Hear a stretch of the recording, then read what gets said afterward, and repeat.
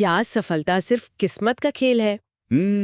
या ये कुछ गिने चुने प्रतिभाशाली लोगों के लिए ही बनी है? बिल्कुल। या फिर क्या इसका कोई तयशुदा फॉर्मूला हो सकता है जिसे कोई भी सीख सके?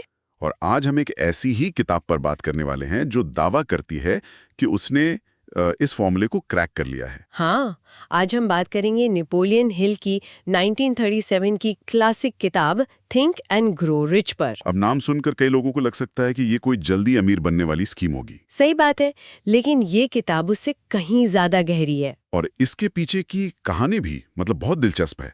हमारे स्रोत बताते हैं कि हिल ने ये किताब लिखने से पहले 20 साल से ज्यादा रिसर्च की थी। 20 साल? हाँ, उन्होंने एंड्रयू कार्नेगी जैसे 500 से ज्यादा कामयाब लोगों का विश्लेषण किया, ये समझने के लिए कि उनकी सोच में, उनके काम करने के तरीके में क्या समानता थी। और उसी रिसर्च से उन्होंने ये सफलता का दर्शन तैयार किया। बिल्कुल। तो हमारी आज की इस गहरी बातचीत का मिशन भी यही है।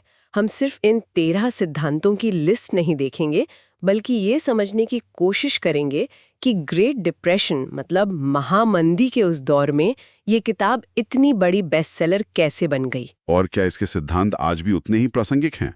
चलिए इसे खोल कर देखते हैं। किताब का जो सबसे बुनियादी आइडिया है, जिस पर पूरी इमारत खड़ी है, वो है विचार ही वस्तु हैं। Thoughts are things. हाँ, हिल कहते हैं कि कोई भी आविष्कार, कोई भी बिजनेस, कोई भी महान उपलब्धि पहले किसी के दिमाग में बस एक विचार के रूप में ही जन्म लेती है। और ये सिर्फ पॉजिटिव थिंकिंग की बात नहीं है, ये उससे एक कदम आगे है। अच्छा? हिल का मानना था कि हमारे विचार एक तरह की ऊर्जा हैं, और जब आप किसी एक विचार पर अपनी पूरी चेतना, अपना पूरा फोकस लगा देते हैं, तो वो विचार हकीकत में बदलने के लिए रास्ते खोजने लगता है। तो आप अपने अवचेतन मन यानी सबकॉन्शियस माइंड को उस लक्ष्य के लिए प्रोग्राम कर रहे होते हैं। एग्जैक्टली। इसीलिए हिल कहते थे कि सफलता 80% मनोविज्ञान है और सिर्फ 20% तकनीक। मतलब अगर आपका क्यों इतना मजबूत है, तो कैसे के रास्ते खुद ब खुद खुलने लगते हैं। बिल्कुल। और इसी मनोविज्ञान को मजबूत करने के लिए हिल बात करते हैं भय के 6 भूतों को हराने की। हाँ, ये बहुत दिलचस्प कॉन्सेप्ट है। ये हैं गरीबी, आलोचना, खराब सेहत, प्यार खोने का डर, बुढ़ापा और मौत का डर। हाँ, हिल के लिए ये सिर्फ भावनाएं नहीं है, ये वो मानसिक दीवारें हैं जो हमें कोई भी बड़ा कदम उठाने से रोकती हैं। वो कहते हैं कि जब तक इन पर काबू नहीं पाया जाता, तब तक कोई भी फॉर्मूला काम नहीं कर सकता। तो एक बार जब ये मानसिक डर हट जाते हैं, तब आते हैं हिल के 13 कदम। लोग अक्सर इन्हें एक चेकलिस्ट की तरह देखते हैं। हाँ, जो कि सही तरीका नहीं है। मुझे लगता है इन्हें ग्रुप्स में समझना ज्यादा आसान होगा। पहले 3 कदम तो सिर्फ एक मजबूत साइकोलॉजिकल फाउंडेशन बनाने के बारे में है। हाँ, ये द इनर ब्लूप्रिंट है। सब कुछ यहीं से शुरू होता है। पहला कदम है इच्छा, डिजायर। लेकिन ये कोई हल्की फुल्की ख्वाहिश नहीं है। नहीं, बिल्कुल नहीं। हिल इसे बर्निंग एम्बिशन कहते हैं। एक ऐसी जिद, एक ऐसा जुनून जो आपको सोने न दे। तो सिर्फ ये सोचना काफी नहीं कि मुझे अमीर बनना है ना, आपको ठीक ठीक पता होना चाहिए कि आपको कितना पैसा चाहिए, कब तक चाहिए, और आप उसके बदले में क्या देने को तैयार हैं। वो कहते हैं इसे लिखो और रोज देखो। मुझे लगता है कि महामंदी के दौर में ये विचार बहुत क्रांतिकारी रहा होगा। जब चारों तरफ निराशा थी, तब किसी को ये कहना कि अपनी एक मजबूत इच्छा को कागज पर लिखो, ये अपने आप में उम्मीद जगाने जैसा था। और उस इच्छा को ताकत देता है दूसरा कदम, आस्था। फेथ। यानी ये अटूट विश्वास कि आप उस लक्ष्य को हासिल कर सकते हैं। हाँ, अब सवाल ये है कि ये विश्वास आएगा कहाँ से? तो हिल का तरीका है विजुअलाइजेशन। आप उस सफलता की कल्पना करें जैसे वो आपको मिल चुकी है। बिल्कुल, उसे महसूस करें। आज हमें ये एक आम सेल्फ हेल्प तकनीक लगती है, लेकिन उस जमाने में ये दिमाग को रीवायर करने का एक नया तरीका था। तो इच्छा एक बीज है और विश्वास उसे सींचने वाला पानी। लेकिन इस बीज को अवचेतन मन की जमीन तक पहुंचाने का काम कैसे होगा? उसके लिए है तीसरा कदम, आत्मसुझाव, ऑटो सजेशन, यानी एफर्मेशंस का इस्तेमाल। हाँ, अपनी लिखी हुई इच्छा को दिन में 2 बार, सुबह उठते ही और रात को सोने से पहले जोर से पढ़ें। लेकिन सिर्फ मैकेनिकली नहीं पढ़ना है, बल्कि उसे पूरी भावनाओं के साथ महसूस करना है। क्योंकि हमारा सबकॉन्शियस माइंड तर्कों की नहीं, भावनाओं की भाषा समझता है। बिल्कुल। ये तीनों कदम मिलकर आपके दिमाग को एक लक्ष्य के लिए, कह सकते हैं, एक चुंबक की तरह बना देते हैं। तो एक बार जब ये इनर ब्लूप्रिंट तैयार हो गया, तब आते हैं अगले कदम, जिन्हें हम द स्ट्रेटेजिक टूल किट कह सकते हैं। ज्ञान, कल्पना और योजना। सही। चौथा कदम है विशिष्ट ज्ञान, स्पेशलाइज्ड नॉलेज। हिल साफ कहते हैं कि जनरल नॉलेज से बड़ी सफलता नहीं मिलती। आपको अपने फील्ड का एक्सपर्ट बनना होगा। हाँ, और ये ज्ञान आप कॉलेज से, अपने अनुभव से या दूसरों से सीखकर भी हासिल कर सकते हैं। जरूरी ये है कि आप सीखना कभी बंद न करें।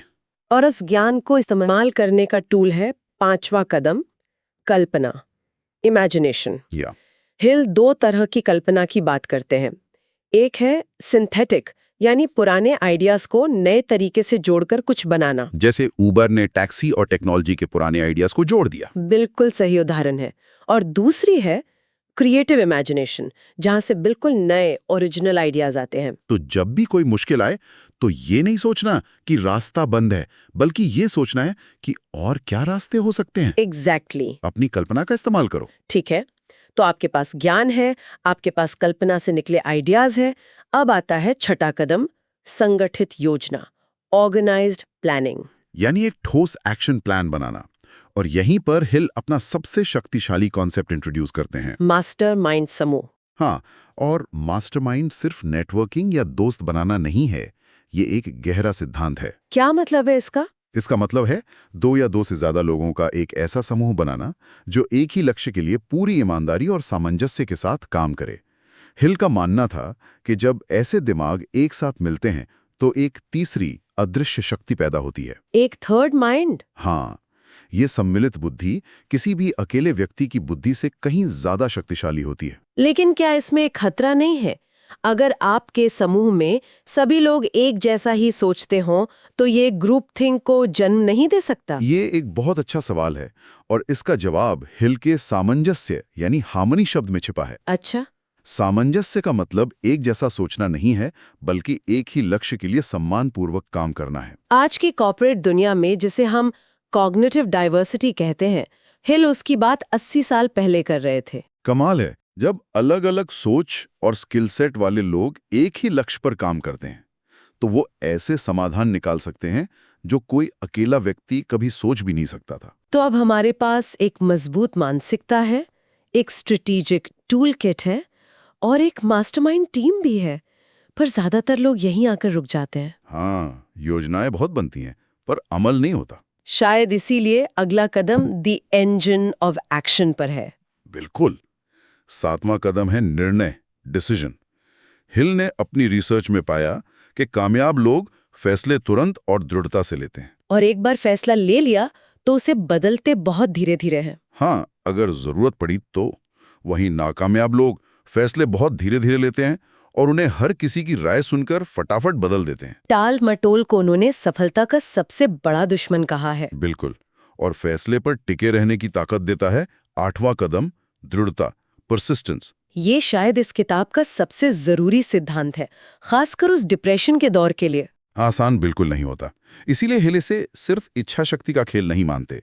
वो कहते हैं कि दृढ़ता एक आदत है जिसे बनाया जा सकता है। कैसे?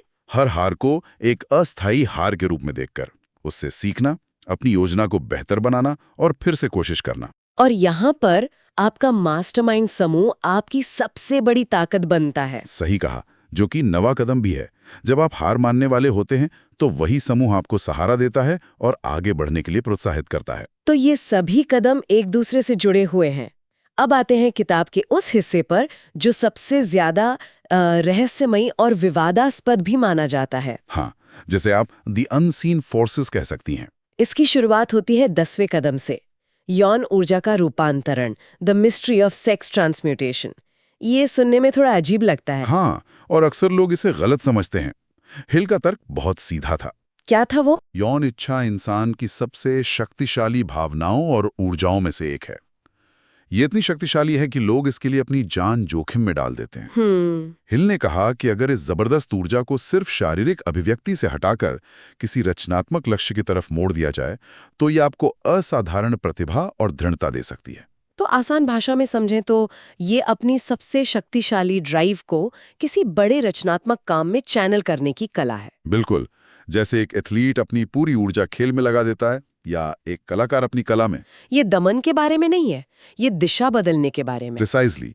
अपनी सबसे प्राइमल एनर्जी को अपने सबसे बड़े मकसद को हासिल करने के लिए ईंधन की तरह इस्तेमाल करना। ये वाकई एक अलग नजरिया है। और इसके बाद के जो आखिरी 3 कदम हैं, अवचेतन मन, मस्तिष्क और छठी इंद्री, ये भी काफी एब्स्ट्रैक्ट लगते हैं। एक तरह से हाँ, ये तीनों कदम मिलकर बताते हैं कि जब आप पहले के सभी सिद्धांतों पर महारत हासिल कर लेते हैं तो क्या होता है। जैसे कि अवचेतन मन, द सबकॉन्शियस माइंड, वो कड़ी है जो आपके सचेत विचारों को अनंत बुद्धिमत्ता से जोड़ती है। और मस्तिष्क, द ब्रेन, उसे हिल एक प्रसारण और स्वागत स्टेशन की तरह देखते हैं।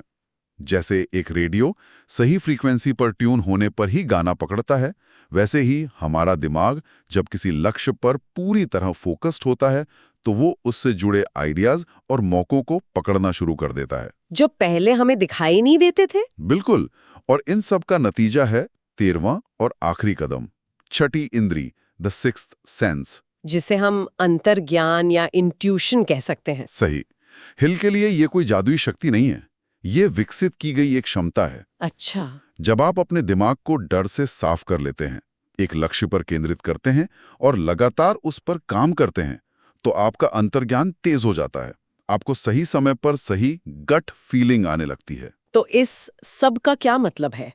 इन 13 कदमों को समझने के बाद इस किताब की विरासत क्या है? मेरे ख्याल से इसकी सबसे बड़ी विरासत ये है कि इसने सफलता को बाहरी परिस्थितियों से हटाकर इंसान की आंतरिक दुनिया, उसकी सोच पर केंद्रित कर दिया। इस किताब ने आधुनिक सेल्फ हेल्प आंदोलन की नींव रखी। बिल्कुल। आज हम जो द सीक्रेट या लॉ ऑफ अट्रैक्शन जैसी बातें सुनते हैं, उन सब की जड़ें कहीं ना कहीं हिल के विचारी वस्तु हैं कि सिद्धांत में है। लेकिन एक संतुलित नजरिया रखना भी जरूरी है। स्रोतों में इसकी आलोचनाओं का भी जिक्र है। हाँ, ये भी जरूरी है। हर कोई जो इस किताब को पढ़ता है वो अमीर या कामयाब तो नहीं हो जाता। क्यों? एक बड़ी आलोचना ये है कि इसके कुछ दावे अर्धवैज्ञानिक हैं, स्यूडो साइंटिफिक, जैसे छठी इंद्री या अनंत बुद्धिमत्ता, इन्हें साबित नहीं किया जा सकता। और सर्वाइवरशिप बायस की भी बात होती है। सही। हिल ने सिर्फ कामयाब लोगों का अध्ययन किया। उन हजारों लोगों का क्या जिन्होंने शायद यही सिद्धांत अपनाए हों और फिर भी फेल हो गए? उनकी कहानियां इस किताब में नहीं हैं। और कुछ लोगों को इसका टोन भी काफी दोहराव वाला लगता है। हाँ, ये भी एक जायज आलोचना है। लेकिन इन सबके बावजूद अगर हम इसके कोर प्रिंसिपल्स को देखें, जैसे एक स्पष्ट लक्ष्य रखना, दृढ़ता बनाए रखना और प्रतिभाशाली लोगों के साथ मिलकर काम करना, ये सिद्धांत आज भी उतने ही ठोस और प्रासंगिक हैं जितने 1937 में थे। शायद यही वजह है कि ये किताब आज भी बिकती है। तो आज की इस गहरी बातचीत से जो मुख्य बातें सामने आई हैं, वो ये है कि सफलता एक मानसिक खेल से शुरू होती है। एक ऐसी इच्छा से जिसे जुनून की हद तक चाहा जाए, एक ऐसे विश्वास से जो अटूट हो, और एक ऐसी दृढ़ता से जो हार को सिर्फ एक सीख समझे। और इस सफर में आप अकेले नहीं हैं। एक मास्टरमाइंड समूह आपकी ताकत को कई गुना बढ़ा सकता है। ये इस दर्शन का एकदम सही निचोड़ है। बहुत खूब। तो इस चर्चा को समाप्त करते हुए हम अपने श्रोताओं के लिए एक विचार छोड़ना चाहेंगे।